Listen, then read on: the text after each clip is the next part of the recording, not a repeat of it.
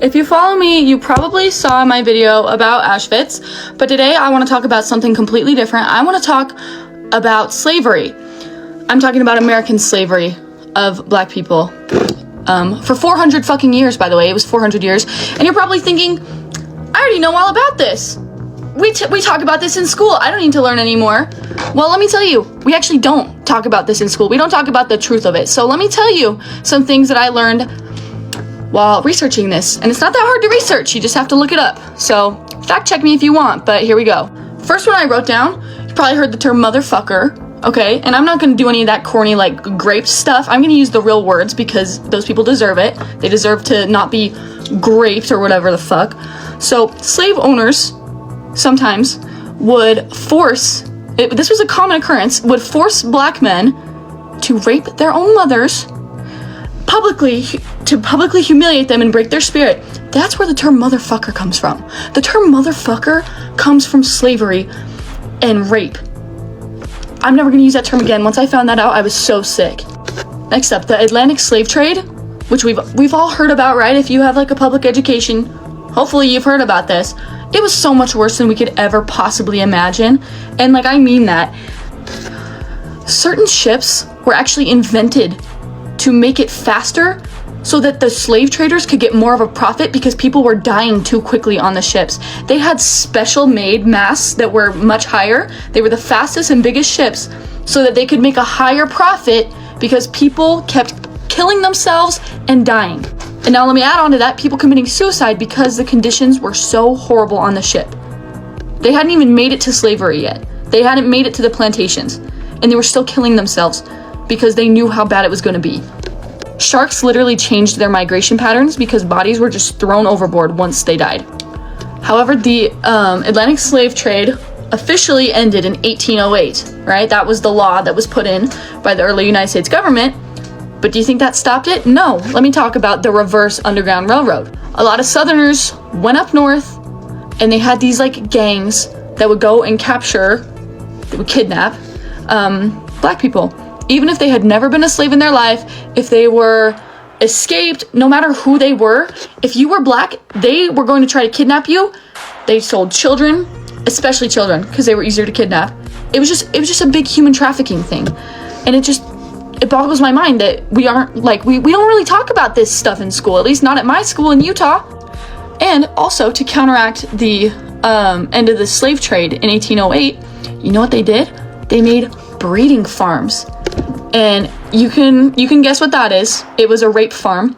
Girls as young as 13, you know, I wouldn't be that shocked if it was younger, but at least girls and women as young as 13 were sent to special plantations that were exclusively made for breeding, making new people to enslave. And I also didn't know about this, and I don't know, I'm just fuming right now because, like, I knew it was bad, but, like, doing, like, a little bit of your own research makes you realize how horrible it was. Like so much worse than I ever imagined.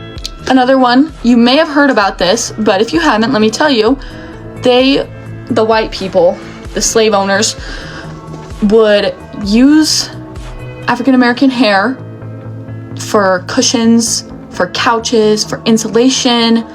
They pulled people's teeth that had pretty nice teeth, whatever. They would pull them and turn them into fucking dentures and sell them to rich white people. And you know who had those fucking dentures? George Washington. He had teeth pulled from his slaves to make his own fucking dentures. No, his teeth were not wooden. That's a fucking myth. His teeth were made from slaves' teeth. I mean, they turned their skin into leather. Another thing, they used these people as much as they could. It's horrifying. Obviously, they exploited them for labor. That's the one we all know. But they also used women in particular for fucking medical experimentation. Do you want to know the reason we know so much about women's gynecology? Is because of the fucking human experimentation that happened to black women in the 1800s and before. Also, the sheer amount of rape that women had to endure from their fucking masters or whatever, don't get me fucking started.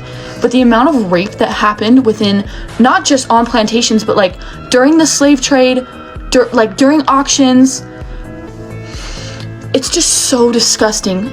I saw a study that said that 16% of all African Americans can trace their ancestry back to Europe.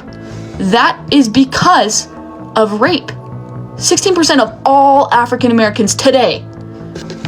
And this video is 5 minutes long. I've been talking for a minute. I haven't even scratched the surface on the cannibalism.